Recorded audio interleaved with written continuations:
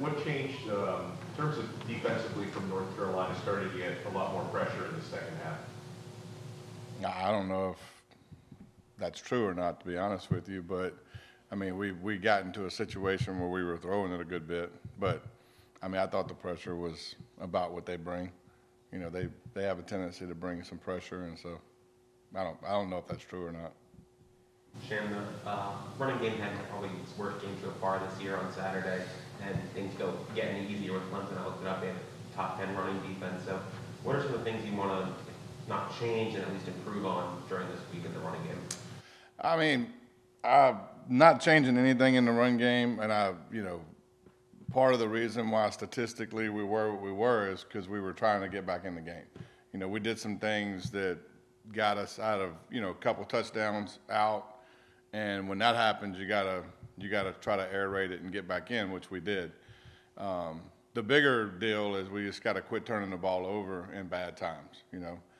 We were at halftime. You sit there, and I think we had 300 yards, and we had almost 100 yards rushing. Very pleased.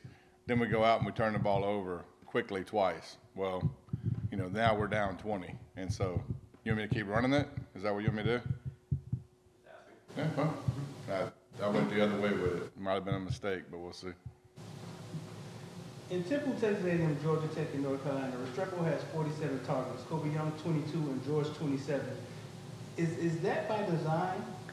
I think the ball finds you when you're open, and the ball finds you when you're making plays, and the ball finds you when the quarterback's comfortable with you. I think that if you look through the course of offensive football, specifically our offense, different receivers have led the team yearly. Sometimes it's been X, not Xavier, but the position X. Sometimes it's been H, sometimes it's been Y, sometimes it's been Z. The plays don't change. Really, the balls just go to people that are open. Like, I'm not sitting here calling a play thinking, okay, I'm calling this play because I want Tyler Van Dyke to throw it to Xavier Restrepo. That never happens. Now, is he the first read on some plays? Yes. Now, it has a lot to do with what the defense does. So if I have a play called and he's the first read and he's open, he gets it. If he's not open, then number 2 gets it, right? And then number 3 and so forth. But there are people that we want to put in position to get balls, obviously, but ultimately the ball finds you when you're doing stuff right, and that's really true. So you set the play, and Tyler makes the decision off of what he sees on it. Well, he goes through, our plays have a progression. Like, I don't have plays where I call a play and I know what receiver's getting the ball unless it's a screen. In past concepts, we're a progression past offense. So if it's 1, 2, 3, then the quarterback goes through the reads based on how the defense plays, and the open guy gets it. Is Tyler doing a good enough job to you of checking the ball down when he needs to? For the most part, yeah. And there's times where he hasn't. That's got us in trouble. 2 specifically. The interception in the end zone, the Georgia Tech one. He should have went down. And then the pick backed up, the running back should have got it. That's 2 examples of times he didn't do it, but there's been a lot of times where he has, and so it's hard to be very critical of those things because that's always going to be true. You're not, a quarterback's never going to play 80 snaps, and 80 snaps you look at and you're like, dadgum, the ball, he did the exact right thing on every play. That's just not the case. And so you look at this game, and it's no different. I thought Tyler played a great game, like probably the best game of the year, from my perspective, other than A&M. And he had about 3 bad plays, and then those 3 bad plays were costly plays. But other than that, man, he played really hard, and it was a physical game, and he hung in there. And the touchdown throw he threw to George on the wheel route, getting smacked, that's as lead as I've seen. Coach, you mentioned how well Tyler played at North Carolina, one of his better performances of the year. What does it take to replicate that against Clemson, which kind of likes to pack the box but can also be speedy on the outside? I don't know about replicating it. I think there's a process of getting comfortable where those games happen. I don't view it as, we're playing so-and-so, we got to – look, it's the next game is the next game, and hopefully we just keep improving to the point to where there's a good product out there when we play. My focus is more on, eliminating the big miss, to be quite honest with you. If you like golf, you a golfer? I golf a little bit. All right. When you miss a drive, is it in the woods or is it in the fringe of the fairway?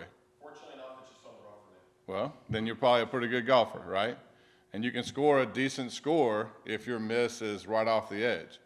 Well, my miss is in the woods to the right, which is where our offense right now's miss is. When we're playing good football, we're averaging 500 yards a game. We're doing things that are really, really good most of the time. But when we don't hit it on the sweet spot, we're in the woods or in the water, and it's getting us beat. So we got to eliminate the big miss. Matt Lee is, I think, right now he's currently graded the top center, I think, in the country, if I remember right. Just what does he do that makes him so effective in that spot on the line? He's just, look, that's almost like asking how is somebody good at something. He's just really good at his job. He, in the run game, he's extremely physical. He's very, his, I guess, body control of adjusting to like blitzers and things that change quickly is elite. His lateral mobility in those small spaces are unbelievable, but he also has the ability to generate a lot of power in a very small area. And you couple that with his ability to make calls and to see things and, anticipate what defenses are doing blitz-wise based on front and based on safety rotation. It's just a unique blend of ability and football IQ, His body's just made in a way where he plays that position really well. My hunch is if I put him at inside receiver, he wouldn't be great, but he's kind of, built for that position. And so, he's got a unique set of qualities to be really good at that position. Is that something you have in your bag with Matt Lee lining up in bed receiver? No, I hope not. Trying to be more efficient on offense. This week, Clemson, top 10 overall, top 5 overall defense, top 10 rushing defense. Yeah. What stands out most about that group? I think they're the best. They're the best defense we've played all year from top to bottom. Very, very aggressive up front in the run game. They do not mind getting dirty and doing what it takes to stop the run. They're also very athletic in the back end. Their linebacking core, Trotter Jr. is as good as we've seen this year. I thought 33 for North Carolina was going to be him, and now I watch this kid and I'm like, well, heck, he's probably the best. His dad was a pretty good player too, if I'm honest, right? But yeah, top to bottom, and they're very, they've played a lot of football in the back end. Everything's pretty much contested with them. Passes down the field, or you got to make contested plays. Coach, Tyler, I know he was hit hard the other day, and might be physically hurting now. Coach Cristobal said he's ready to go. Yeah. Is he the type of kid who wants to play no matter what? And, also, I want to know however he is, just in case. No, he's fine. Yeah. Both of them are fine. Both of them are ready to go. This game's a physical game. Everybody's sore after games. He's fine. He's good to go. He's ready to practice today, which I'm fired up about. Well, say that again? I said he's ready to practice today, which I'm fired up about.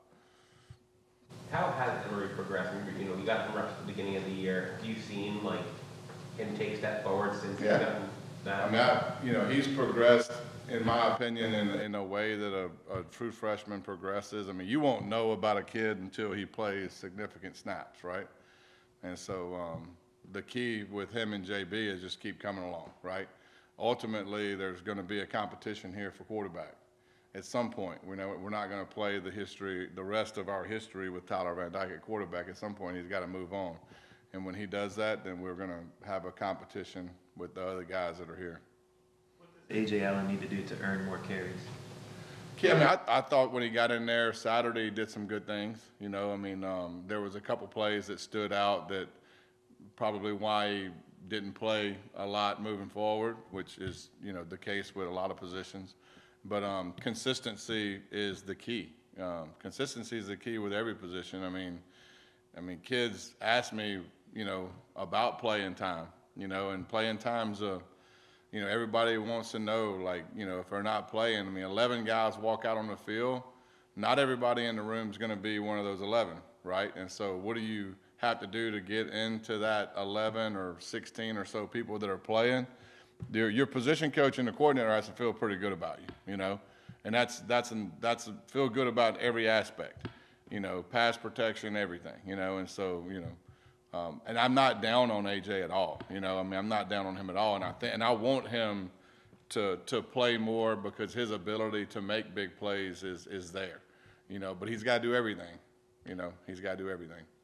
I don't remember if it was in the spring or in fall camp. I remember you saying, you know, the plan for the season was kind of spread the ball out a lot among different receivers, get a lot of guys reps, but while Jacoby and Colby and X were playing so well, they were getting a lot of the reps of receiver until Saturday. I think Horton got the most reps that he's ever gotten. Tyler Harrell got in the field, Ray. Just how much did you? Rashard got a bunch of reps. Like, he got a touchdown. Like, how much do you want to try to integrate those guys more and more into the game plan? A lot. I mean, that was a planned effort. I thought that, you know, this is a long season, and we're getting into some games where at the beginning of the year we were playing, you know, 60 to 70 snaps, you know, which I'm not like, and I said it before, I'm not mad about that. I mean, I'd rather play 65 snaps and win the game and be efficient, because snaps over time is what wears bodies down, right? So, but we're getting into games where we're playing 85 or so snaps, right? And I felt last week that if we stayed the course with that, then guys like Strep and guys like Kobe, guys like George, at some point in the year, they're going to hit a wall, you know. So we got to share those reps, and we have capable bodies. Like, you know, as a coach, it's a fine line between, you know, wanting your top guys out there and wanting to put guys in and give them experience. And a lot of times, you just got to let them go, and they'll make plays, and they're not going to be perfect either, you know. They're going to mess up, but I mean, if we want to be good at the end of the year and we want guys to develop, we got to put them out there and just let them roll. What did you like about Jacoby's performance? Jacoby. What did you like about his performance in that game? In this past game? Kobe Young? Jacoby. Oh, Jacoby. Oh. You know, what was his, I mean, he had what, 6 or 7 for 126 or something. You know, he had some explosive plays. But I will say this, some of those plays should have been more explosive, you know, and that's who he needs to be. You know, he's got to take a couple of them to the house, and he had that opportunity too. And so he's going to continue getting those opportunities, and part of playing more people has something to do with that, because we're getting situations where we're getting people in front of people that can outrun people that aren't outrunning people. And so to me, that equates to, let's take some reps off of them so when they get those, they can go score. You know, you can't expect somebody to play 90% of the plays out there and be at his top tier level or even close to it the whole game. And so I'd rather those guys share the reps. But I was very pleased with him, you know, made some dynamic plays and can continue doing that. We just got to, you know, take some of them to the house, you know. Anything else for Coach Dawson? Awesome. Thank you. Appreciate it, guys.